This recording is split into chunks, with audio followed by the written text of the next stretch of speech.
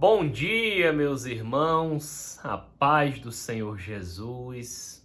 Hoje, dia 1º de janeiro de 2025, e eu louvo a Deus pela vida de cada um de vocês que chegou até aqui, né, e que entrou nesse propósito de começar o ano lendo a palavra de Deus. E hoje, dia 1º, nós vamos fazer a leitura do Evangelho de Marcos, capítulo 1 também. Não é só em uma introdução breve, o Evangelho de Marcos, ele foi possivelmente o primeiro evangelho a ser escrito. Ele é o menor dos evangelhos, textualmente falando, mas ele é o segundo dos 4 evangelhos na sequência da Bíblia. Marcos foi um judeu que viveu em Jerusalém, e ele não chegou a conhecer Jesus, né? Mas ele foi um discípulo de Pedro, né? E por meio de Pedro, né, foi que ele conheceu o Evangelho. O tema central do Evangelho de Marcos, né, é o próprio Evangelho, que significa boas novas.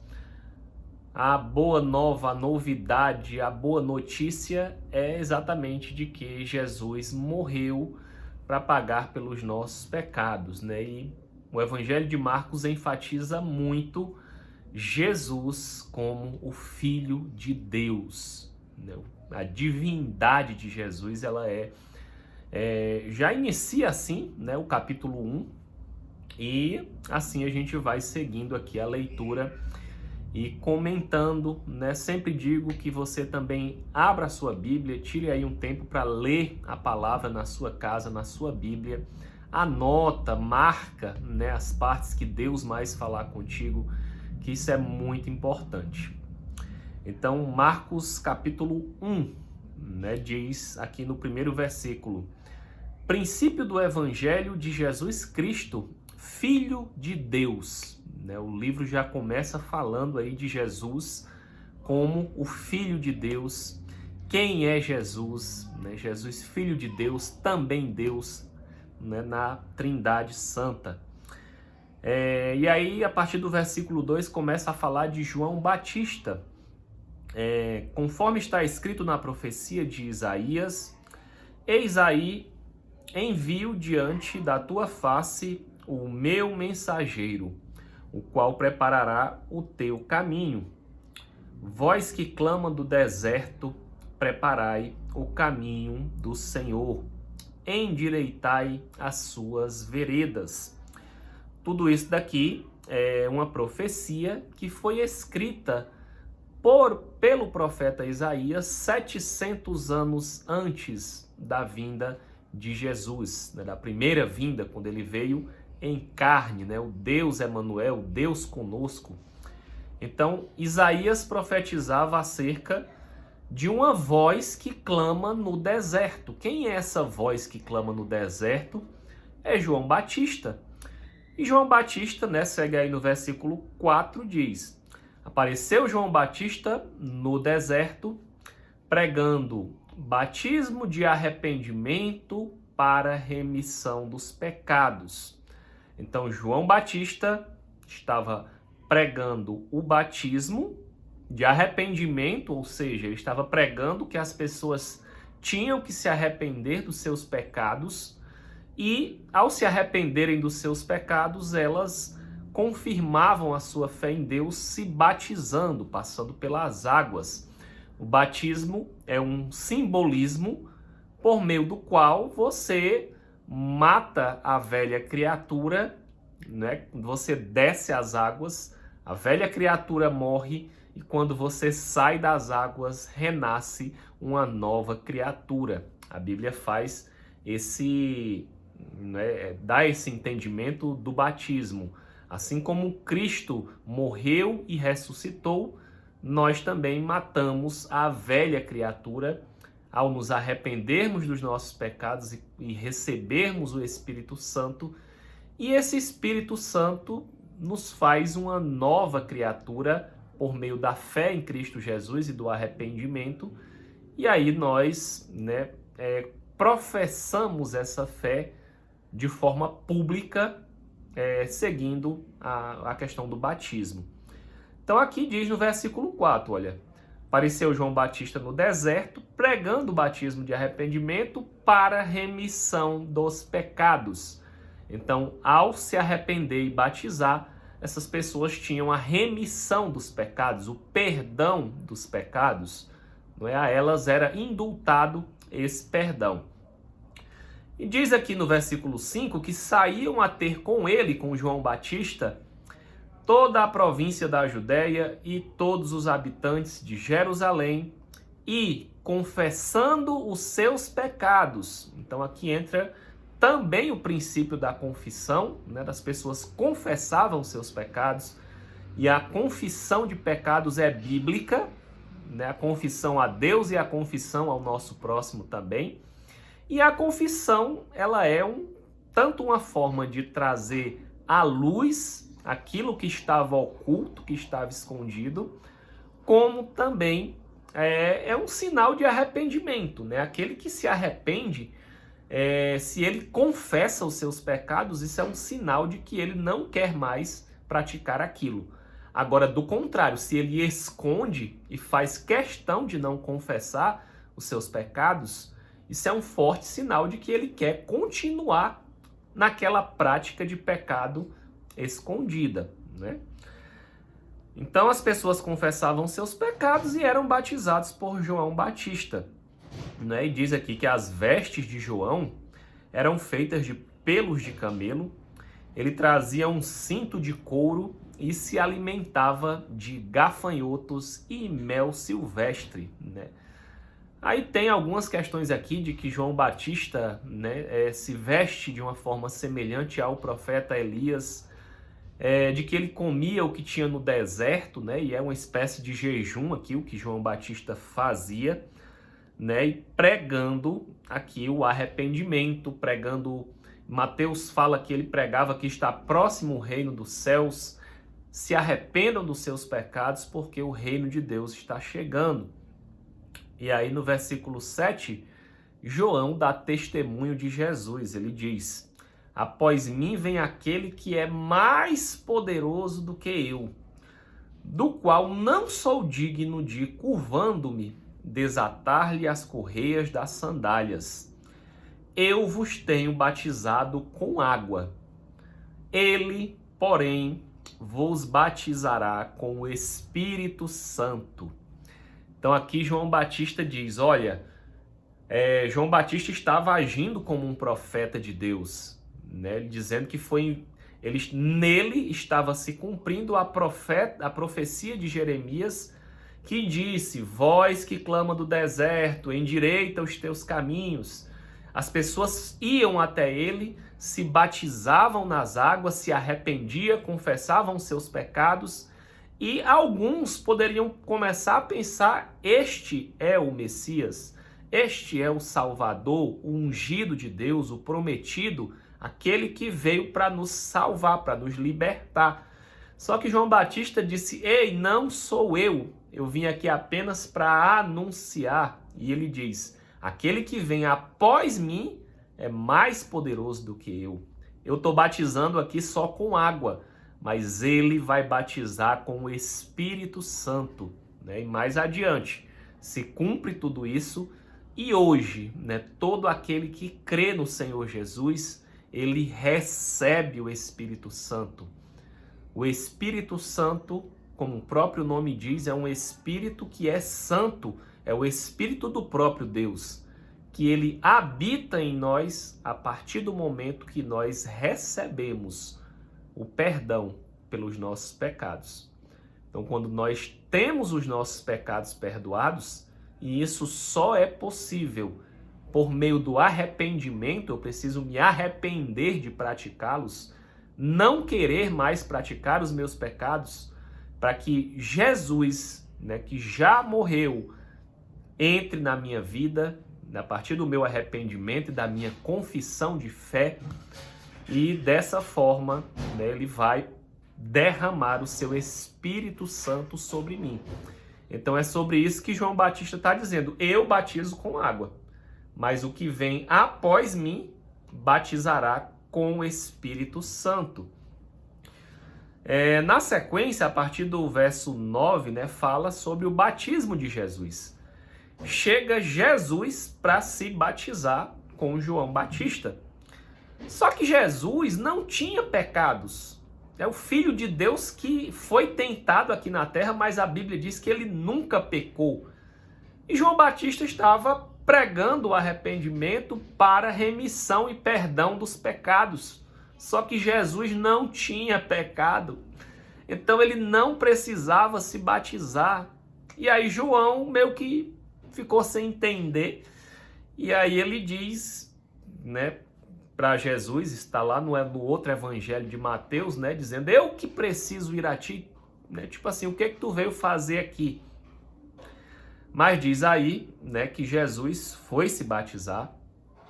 Quando Jesus entrou na água, que ele saiu da água, aí os céus se rasgaram, se abriram e desceu como uma pomba sobre ele o Espírito Santo.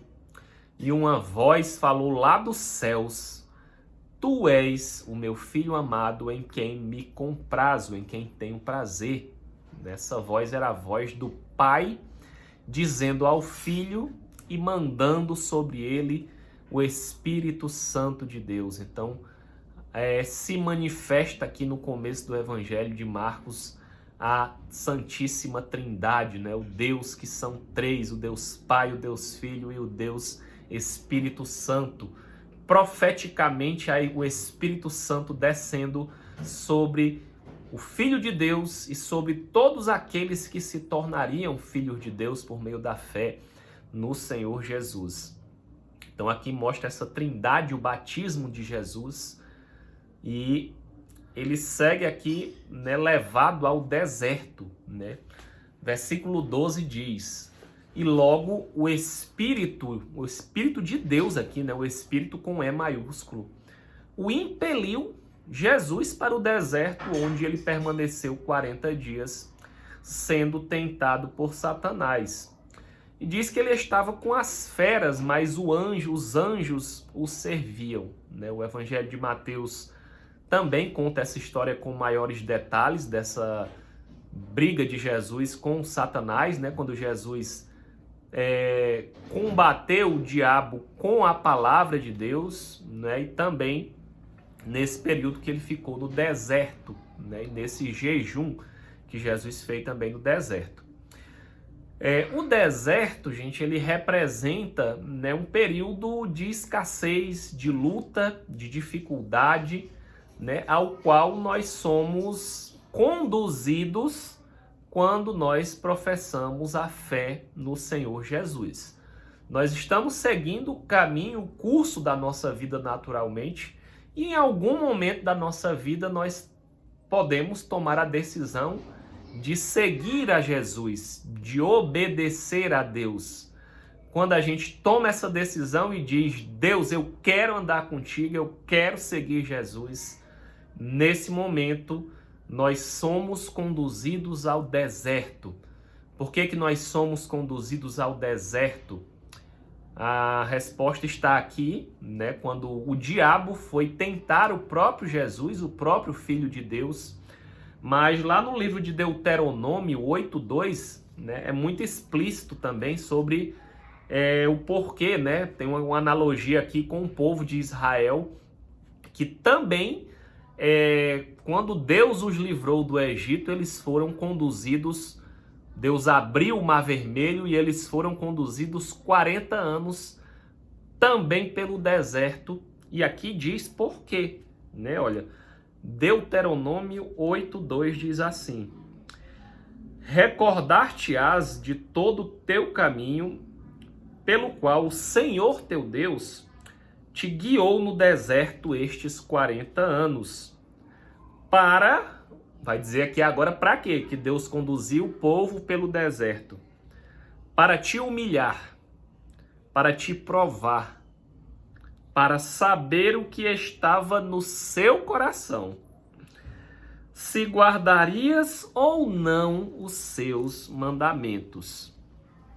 Então, quando a gente toma a decisão de seguir a Deus, o próprio Espírito de Deus, ele nos conduz a um deserto para provar o que está dentro do nosso coração, para saber, é como se Deus dissesse assim: você quer andar comigo? Então eu vou te passar aqui nessa prova, nesse deserto, para saber o que está no teu coração, para saber se verdadeiramente você quer caminhar comigo, você quer me seguir, você quer negar a tua vontade para seguir a minha, para seguir a vontade e o plano de Deus e o plano que eu tenho para a tua vida. Então, é assim que funciona. Isso acontece na vida de todo aquele que se converte, que resolve começar a caminhar com Deus verdadeiramente, né? Deus prova o nosso coração, Deus sonda o nosso coração e Ele nos conduz para saber se nós vamos realmente andar com Ele e obedecer aos seus mandamentos. E aí o Evangelho segue aqui no versículo 14, né? Diz aqui que Jesus, depois que João Batista foi preso, né, Jesus começou a pregar aqui, né? Começou o seu ministério verdadeiramente. Então Jesus viveu até mais ou menos os 30 anos. Chegou o tempo em que ele foi se batizar, mesmo que ele não precisasse, porque ele não tinha pecado para se arrepender, mas ele foi. Por que ele foi? Mateus diz que ele foi para cumprir a lei. A lei diz que todo aquele que vai servir a Deus, que vai começar a servir a Deus, precisa se arrepender, precisa se batizar, precisa ser conduzido aí. Então, Jesus precisou passar por todos esses processos. Foi tentado por Satanás, mas ele não caiu na tentação de Satanás. Satanás tentou ele, né? Isso aqui está descrito lá no Evangelho de Mateus, mandando ele transformar a pedra em pão, ele com muita fome, mas ele diz que nem só de pão viverá o homem, mas de toda palavra que sai da boca de Deus. Satanás tentou ele mostrando todos os reinos do mundo e disse: Jesus, eu só quero que tu me adore. Satanás queria a adoração e Jesus disse que não iria adorá-lo. Jesus se recusou a adorar o diabo em troca de conquistas deste mundo. Então, dessa forma, quando Jesus venceu o diabo, aí ele pôde começar o seu ministério aqui nessa terra, ele pôde começar a pregar o evangelho, a pregar o reino de Deus, a pregar o arrependimento, a curar pessoas, expulsar demônios, libertar cativos, pessoas que estavam escravizadas no pecado, doentes. E aqui eu abro também um parêntese que a Bíblia, né, faz muito uma analogia dos pecados com as doenças, né? Então, eu, Emanuel, creio que nem todo pecado nem toda doença é causada por práticas de pecado. Mas eu creio sim, né? Eu creio na Bíblia. E a Bíblia diz que muitas doenças que nós temos são consequências do nosso pecado, né? Então, quando a gente tem os nossos pecados perdoados, a gente tem condições também de ter mais saúde. Eu estou falando não somente das curas da alma, que somente Deus consegue acessar, mas eu estou falando também de cura física, de cura para o nosso corpo. E aí, na sequência, a partir do versículo 16, Jesus começa a convocar os seus discípulos e ele chama os irmãos Simão e André, e eles são pescadores, né? Jesus faz questão de chamar pessoas que não são pessoas importantes, autoridades, pessoas ricas, né? E ele diz: olha, vocês estão aí pescando peixe, mas venho após mim, porque eu vou fazer de vocês pescadores de homens. Vocês vão trabalhar no meu reino, em um reino celestial. Pouco mais adiante, ele viu Tiago e João, né? Também estavam lá nos barcos e ele os chamou e eles começaram também a seguir Jesus, né? E aí, a partir do versículo 21, Jesus começa a pregar na sinagoga. Diz aqui que ele entra na sinagoga.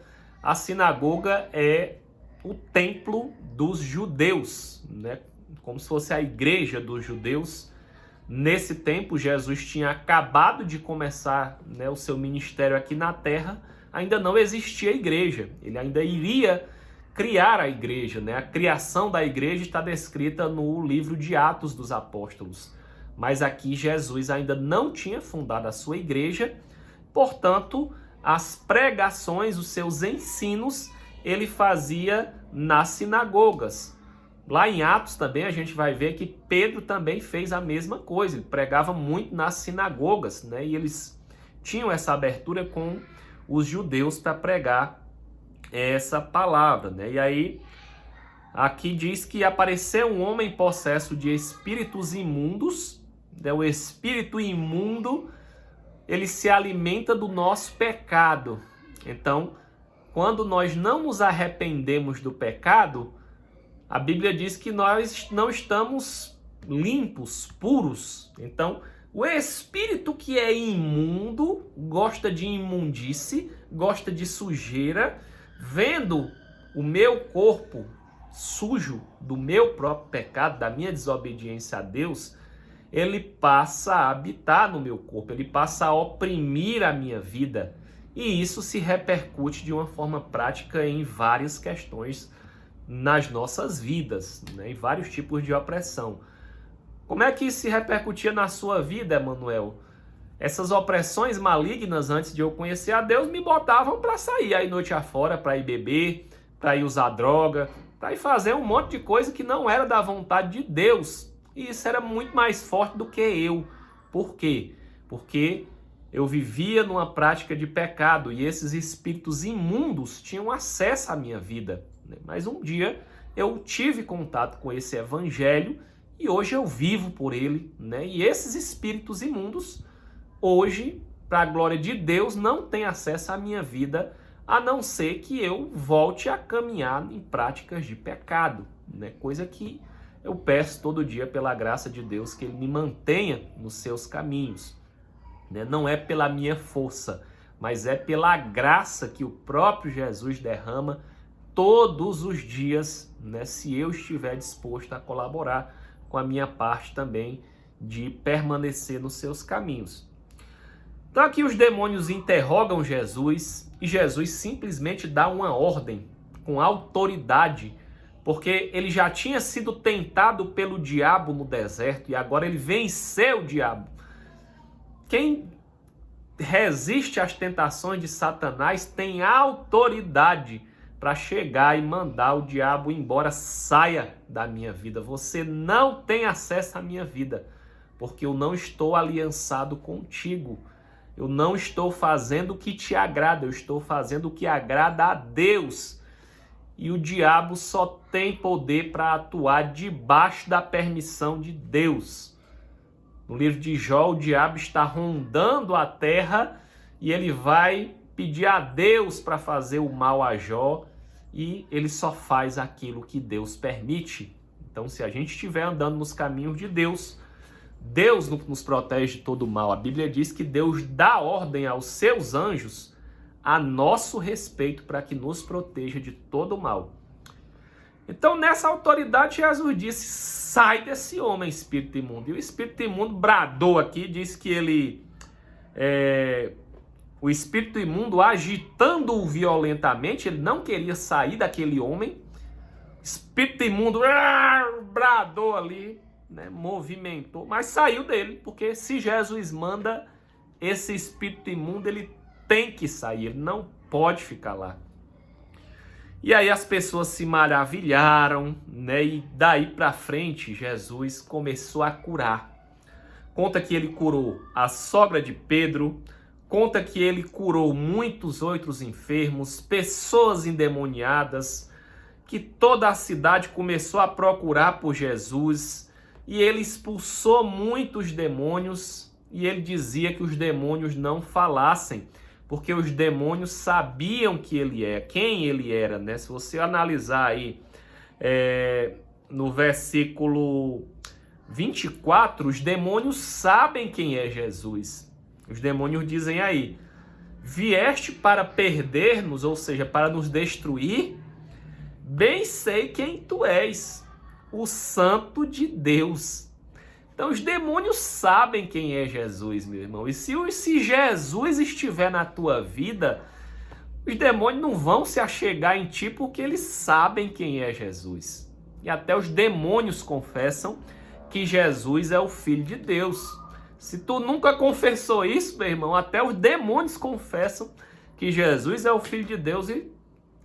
Então, confessa daí também. Jesus, eu creio que tu és o Filho de Deus, enviado à terra para pagar pelos meus pecados. Eu recebo e creio nessa verdade. Meu irmão, isso vai revolucionar a tua vida. Quanto menos perceber, tua vida já mudou, né? Porque os teus pecados foram perdoados, tua dívida no mundo espiritual foi paga, só que nós precisamos receber. E aí aquele fardo pesado que a gente carregava, Jesus tira e coloca um fardo leve. Vinde a mim todos que estáis cansados e sobrecarregados, porque eu vos darei descanso. Porque o meu jugo é suave e o meu fardo é leve, disse o Senhor Jesus. Então, a gente carrega os fardos da vida, meu irmão. Os fardos dos nossos pecados são fardos pesadíssimos. Mas Jesus tem vida nova para mim e para você, para a glória de Deus. No versículo 35, Jesus aí no meio de tanta coisa, tantas pessoas, tantas curas, libertando endemoniados, o que ele faz? Ele se retira e vai orar em um lugar deserto.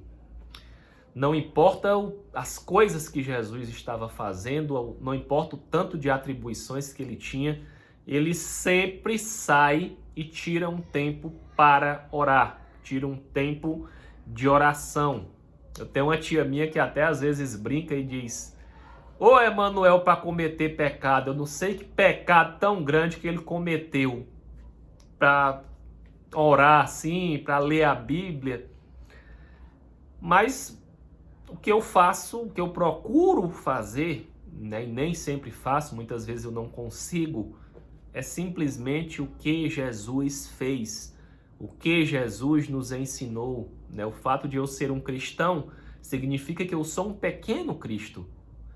E se Jesus se retirava em oração, nós temos também que nos retirar em oração, né? Ter o nosso tempo de oração, ter o nosso tempo de comunhão com Deus, ter o nosso tempo de leitura da palavra de Deus. Isso é muito importante para o nosso relacionamento com o Criador, né? A forma como Deus se relaciona conosco. Então aqui Jesus foi tirar um tempo de oração, e aí ele foi a outros lugares depois, foi pregando por toda a Galileia e continuou expelindo os demônios das pessoas. Curou um leproso, né? E aqui esse leproso, já a fama de Jesus aqui já havia se espalhado. O leproso chegou para ele, versículo 40, e rogou a ele, né? Se quiseres, podes purificar-me.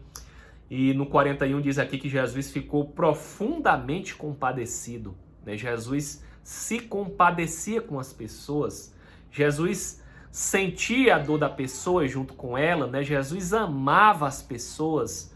E esse é o nosso maior desafio como cristãos, porque não adianta de nada eu pregar aqui essa palavra, eu estudar, né, os textos bíblicos, eu falar de Jesus, se eu não viver esse evangelho, se eu não amar as pessoas, de nada adianta. O apóstolo Paulo fala lá em 1 Coríntios: se não houver amor, de nada serve a nossa pregação.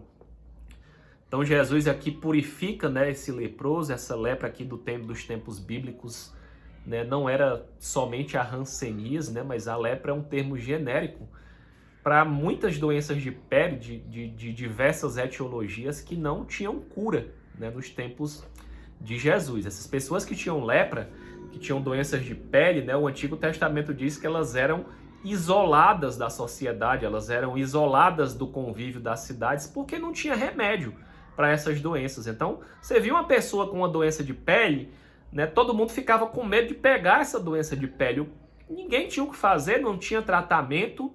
como a gente tem hoje, o que era que tinha para fazer? Isolar essa pessoa do convívio social.